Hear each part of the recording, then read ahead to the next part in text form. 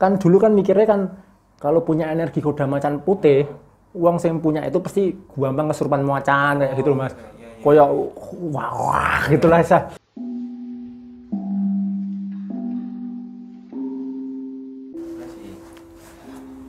Assalamualaikum Kang Eko. Waalaikumsalam warahmatullahi wabarakatuh. Jadi saya mau tanya tentang mustika khotam macan putih ini Kang Eko. Itu seperti apa ya kira-kira?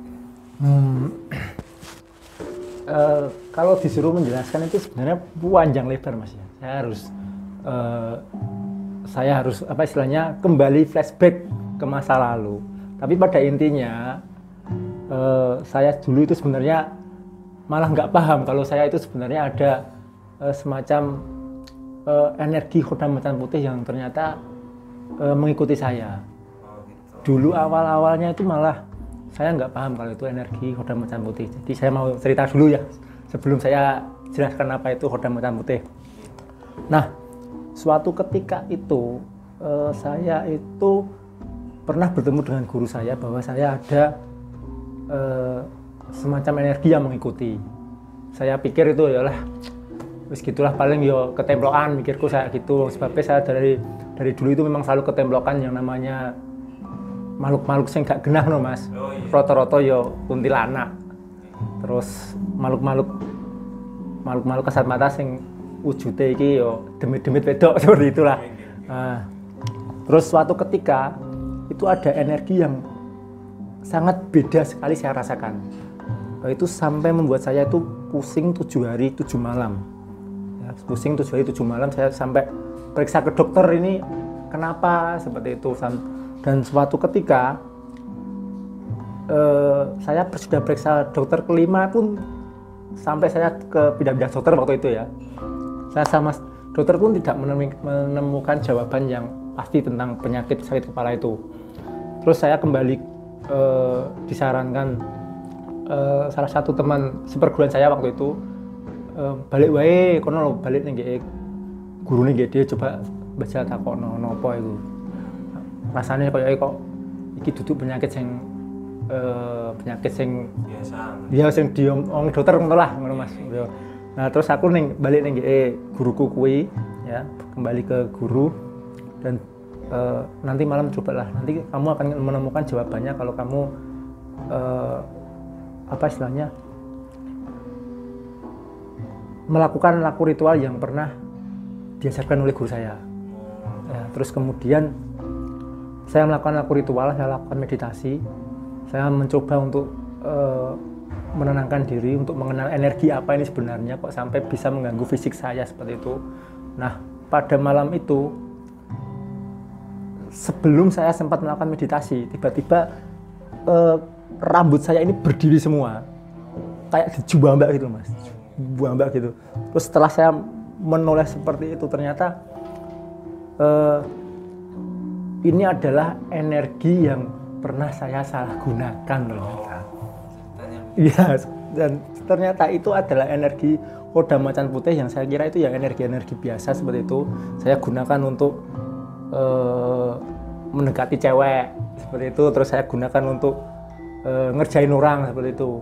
Dan itu ternyata itu nggak terima. Dan langsung setelah saya dijambak itu saya melihat ke belakang, ternyata itu adalah sosok dengan pakaian putih seperti itulah.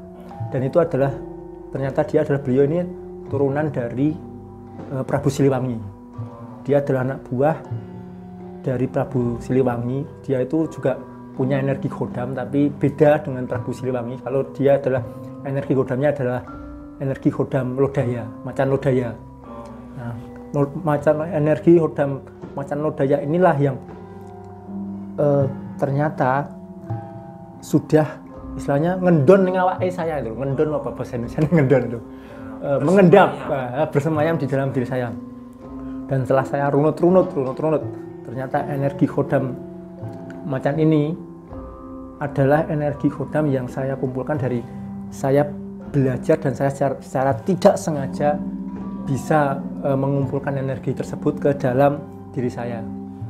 Nah, setelah saya runut, saya pelajari itu Mas. Istilahnya kan saya masih nggak yakin ini energi khodam macan putih apa Oga, sebabnya kalau saya ini sebenarnya menggunakan energi Khodam ini, khususnya yang tingkatannya tinggi seperti Khodam Macan Putih ini, saya sebenarnya nggak punya nyali waktu itu, nggak punya nyali lah. Ini kira-kira khawatirnya kualat apa kesambet seperti itu lah. Nah, karena energi ini terus istilahnya mengganggu secara fisik dan jasmani saya, fisik dan rohani saya, maksud saya ya. Sorry yang ngomongnya keblibet-blibet. Terus terang, dan setelah saya menemukan bahwa memang ada getaran energi semacam ini, saya pun kembali ngangsu kaweruh sama guru saya, dan memang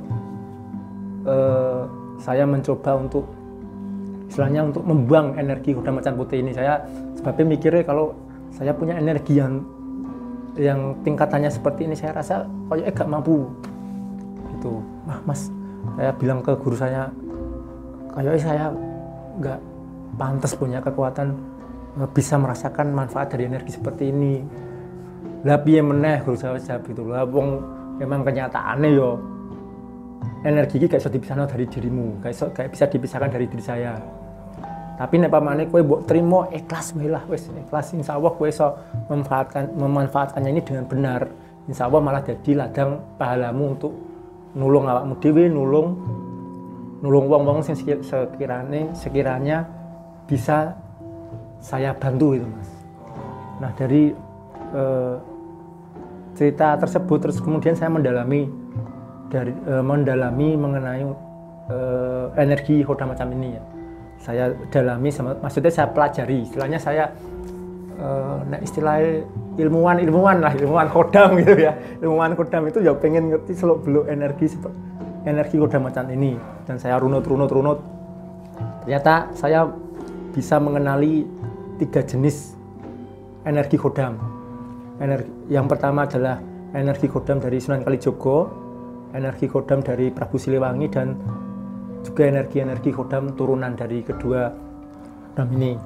Nah, kemudian dari 3 jenis ini saya fokus pada 2 energi Khodam, energi Khodam Macan dan energi Khodam Macan Putih Sunan Kalijogo, dan energi Khodam Prabu Siliwangi. Nah, dari sini saya menemukan inti dari energi Khodam Macan Putih ini, dari masing-masing ini. Sekiranya energi ini cukup bisa untuk, kan dulu kan mikirnya kan kalau punya energi Khodam Macan Putih, uang yang punya itu pasti gampang kesurupan macan kayak gitu loh, Mas. Kayak wah gitulah saya. Nah, kenyataannya bukan seperti itu. Energi Khodam Macan ini ternyata bisa membantu mendampingi saya untuk istilahnya memudahkan permasalahan kehidupan saya. Istilahnya jogo. Ya, jogo. Nah, misalnya seperti ini. Dan dari 2 ini saya pilah lagi, Mas.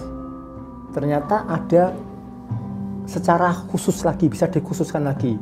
Energi Khodam Sunan Kalijogo ini lebih fokus lagi itu untuk hal-hal yang bisa kita fokuskan, kita niatkan untuk ibadah.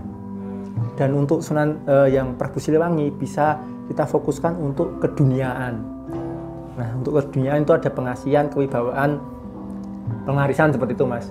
Jadi 2 energi Khodam ini memang istilahnya memiliki fokus tujuan yang berbeda-beda. Nah, kalau orang melihatnya pasti Sunan Kalijogo sosoknya yang memang agamawan seperti itu ya. Dia itu bisa menjadi guru bagi kita semua untuk membimbing kita untuk menjadi hamba-Nya Gusti Allah yang sejati seperti apa. Saya untuk spiritualitas. Ya, spiritualitas seperti itu, Mas. Terus yang kedua untuk Khodam Prabu Siliwangi memang sifatnya itu keduniawian, Mas ya. Kita bisa lihat sosoknya Prabu Siliwangi itu yang punya istri sampai kurang lebih 200 orang sampai istri seperti itu ya. Terus sampai cara dia memimpin kerajaannya seperti apa. Nah, dari sini saya simpulkan bahwa Prabu Siliwangi itu lebih kuat energinya untuk hal-hal yang bersifat keduniawian ya, seperti itu. Nah, dari sini saya gabungkan ya. Jadi Khodam Prabu Siliwangi saya gunakan untuk membantu sesama manusia. Jadi maksudnya adalah kalau di agama Islam kan ada hablum minallah sama hablum minanas. Nah, kedua khodam ini energinya saya fokuskan untuk membantu saya, mendampingi saya agar bisa fokus untuk mendapatkan ganjaran Gusti Allah, spiritualitas saya. Dan khodam Prabu Siliwangi ini saya gunakan untuk memfokuskan ben supaya hajat-hajat saya di duniawi ini bisa terlaksana dan bisa dikabulkan oleh Gusti Allah gitu Mas. Jadi ada keseimbangan seperti itu.